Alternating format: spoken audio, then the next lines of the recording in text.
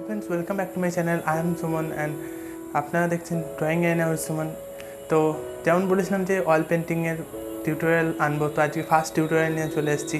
এবং অয়েল পেন্টিংয়ের ক্ষেত্রে যেগুলি ব্যবহার করা হয় সেগুলি হলো, এখানে লিনসিড অয়েল লাগবে, ক্যামেলের আপনারা মার্কেট থেকে কিনতে পারেন, এবং টার্পিনটাইল অয়েল লাগবে, এবং অয়েল পেপার লাগবে। অয়েল পেপার মার্কেটে পেয়ে যাবেন, অয়েল পেপার বললে দিয়ে দেবে। এবং তাছাড়াও ক্যানভাস বোর্ডে করা হয়। যেহেতু যারা বিগিনার তারা অয়েল পেপারই করতে পারো, কারণ এই অয়েল পেপারটি খুবই অল্প মূল্যে আপনারা পেয়ে যাবেন। তাছাড়া লিনসিড অয়েল, এটি ক্যামেলের এই লিনসিড অয়েলটি অত্যন্ত ভালো। এবং পিকচার যখন অয়েল পেন্টিং হয়ে যাবে তার কিছুদিন পর, যেহেতু অয়েল পেন্টিং শুকোতে অনেক টাইম লাগে, প্রায় 72 ঘন্টা, অর্থাৎ 3 দিন সময় এখানে লেগে যাবে। তো তারপরে আপনারা এখানে আর্টিস্ট পিকচার ভার্নিশ ক্যামেলের তরফ থেকে এটিও দিতে পারেন। এই পিকচার ভার্নিশটি পেন্টিংয়ের উপর দিয়ে আরও পেন্টিংটিকে সুরক্ষিত রাখতে পারবেন এবং আরও দেখতে সুন্দর লাগবে। সেটি আমি পরের ভিডিওতে নিশ্চয়ই দেখাবো। তো আজকে অবশ্যই আমি এখানে আর্টিস্ট অয়েল কালার ক্যামেলের ইউজ করছি।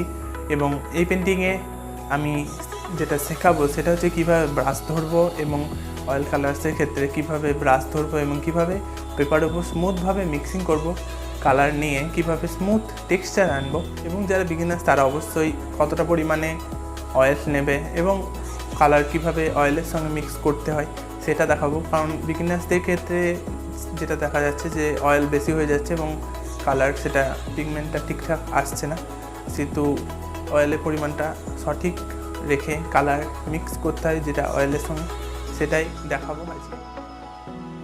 তো এখানে দেখতে পাচ্ছেন অয়েল পেপার এটি, এবং এই পেপারে যত হালকা রুল ইউজ করা যাবে ততই এখানে ভালো, কারণ হালকা রুল ইউজ করলে এমনিতেও ডার্ক হয়ে যাবে, এবং যদি বেশি ডার্ক ইউজ হয় আরও ডার্ক হয়ে যাবে, এবং আউটলাইনগুলি কালারের ভেতর থেকেও দেখা যেতে পারে। সেহেতু এখানে এবং বিশেষ করে এখানে মুছতে খুবই অসুবিধা হয়। তো কোনো ক্ষেত্রে আউটলাইন মুছতে হলে অসুবিধা হতে পারে। এরপর আমি ব্রাশ নিয়ে নিচ্ছি, ফ্ল্যাট ব্রাশ, যে কোনো ফ্ল্যাট ব্রাশ ইউজ করতে পারেন, তবে এখানে সিনথেটিক ব্রাশ ইউজ করাই ভালো। যেগুলি লোমের ব্রাশ হয় সেগুলি খুবই তাড়াতাড়ি খারাপ হয়, এবং সিনথেটিক ব্রাশ খুব একটা তাড়াতাড়ি খারাপ হয় না। এবং লিনসিড অয়েল একটা ছোট্ট পাত্রে নিয়ে নিয়েছি এবং ব্রাশের ঠিকমতো ব্রাশে লাগিয়ে নিচ্ছি। খুব বেশি না, খুব অল্পও না, মোটামুটি একটা মাপ করে নিতে হবে যাতে বেশি না হয় প্রথম দিকে। এবং যদি দরকার পড়ে কালারটি আরও পাতলা করতে হয় তাহলে আমরা আরও একটু পরিমাণ লিনসিড অয়েল নিয়ে নেব এবং পেপারের উপর কালার শুরু করব। তবে ভালোভাবে ব্রাশের দুদিকে কালারটিকে লাগিয়ে নিতে হবে।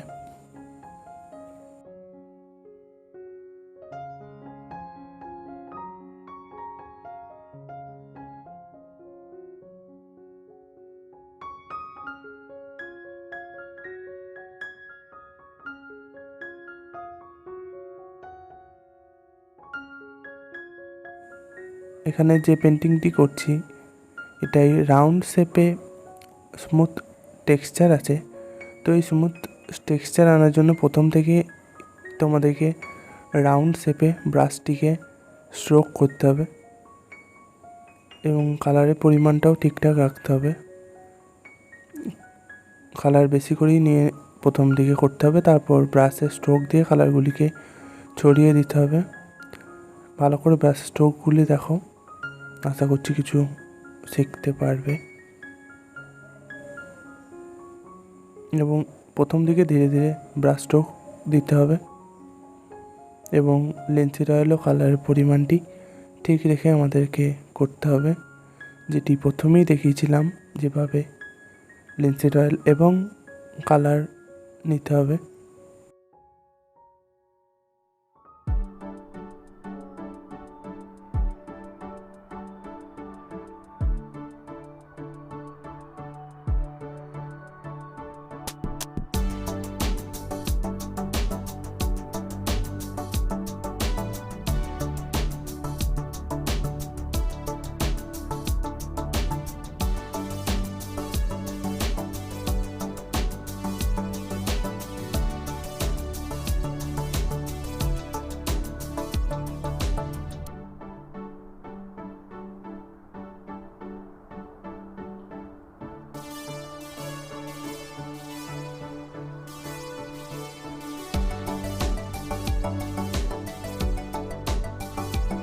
এবার যেহেতু একটু ডার্ক ইয়েলো আছে, তাই এখানে ডার্ক ইয়েলো আর অল্প পরিমাণে লাইট ইয়েলো নিয়ে মিক্স করতে হবে।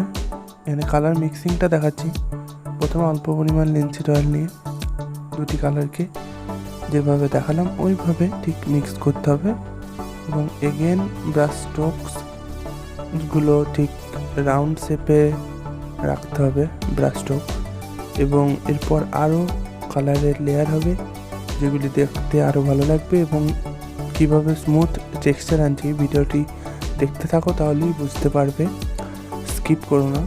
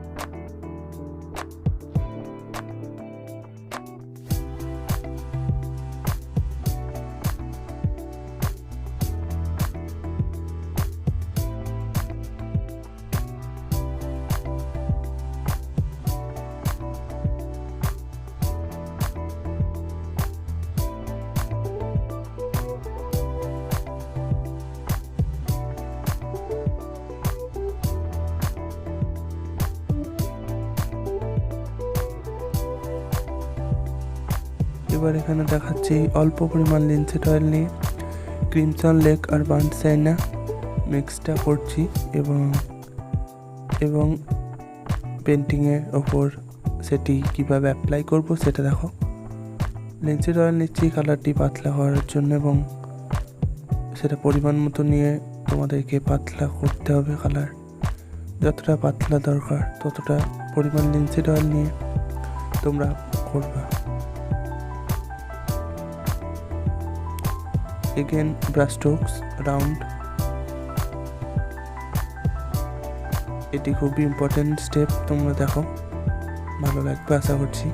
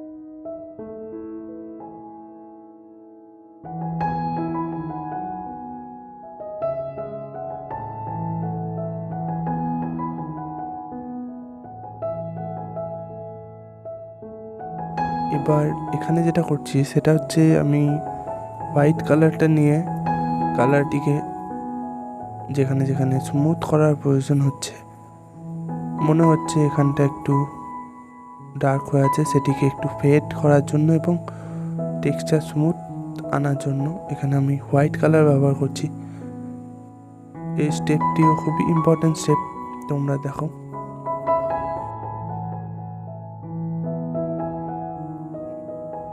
আরেকটা জিনিস তোমরা নোটিস করবে, যেটা আমি ব্রাশটা ধরেছি ব্রাশের মাঝখান অংশে, কারণ অয়েল পেন্টিংয়ের ক্ষেত্রে ডিটেলিং ওয়ার্ক ছাড়া ব্রাশের মাঝখানে এবং ব্রাশের পেছন দিকে ধরলে কালার করতে অনেক সুবিধা হয়, এবং কালারটি যে স্মুথ টেক্সচারের কথা বলছি সেই স্মুথ টেক্সচারের জন্য ব্রাশের মাঝখানে এবং পেছন দিকে ধরলে খুবই সহজেই স্মুথ টেক্সচার পাওয়া যায়, এবং এটা তোমরাও করতে পারবে। এবং যখন ডিটেলিং ওয়ার্ক করব দেখবে নেক্সট পার্টে সেটা দেখতে পাবে একটু, এটা পার্ট 1, সেকেন্ড পার্টে দেখতে পাবে, এবং তখন দেখবে ব্রাশের গোড়ায় ধরেছি। এবং যে পিকচার ভার্নিশের কথা বলেছিলাম সেটি তোমরা সেকেন্ড পার্টে দেখতে পাবে। একটা পেন্টিংয়ের উপর আমি সেটা অ্যাপ্লাই করব, এবং চ্যানেলটি সাবস্ক্রাইব না করা থাকলে করে দিও, এবং ভিডিও ভালো লাগলে একটা লাইক করে দিও।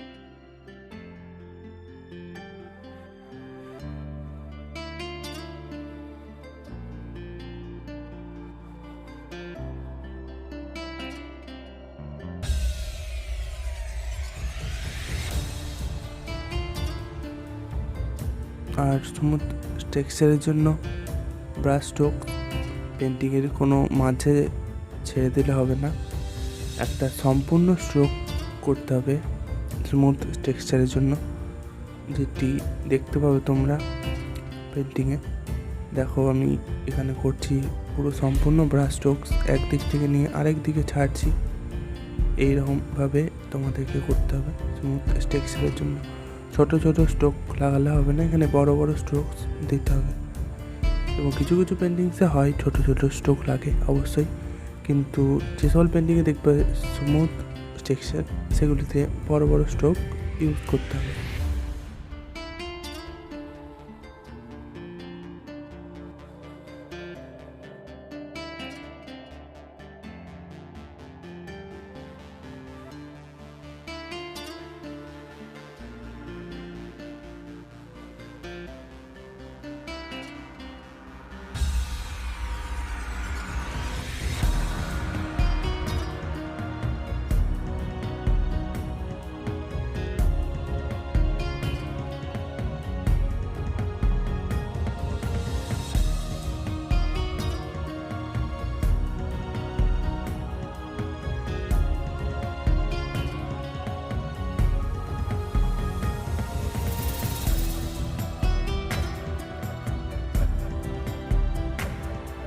আই হোপ ভিডিও ভালো লেগেছে, এবং ভালো লেগে থাকলে একটি লাইক করে দিও, এবং পরবর্তী পার্টের জন্য চ্যানেলটিকে সাবস্ক্রাইব করে রেখো।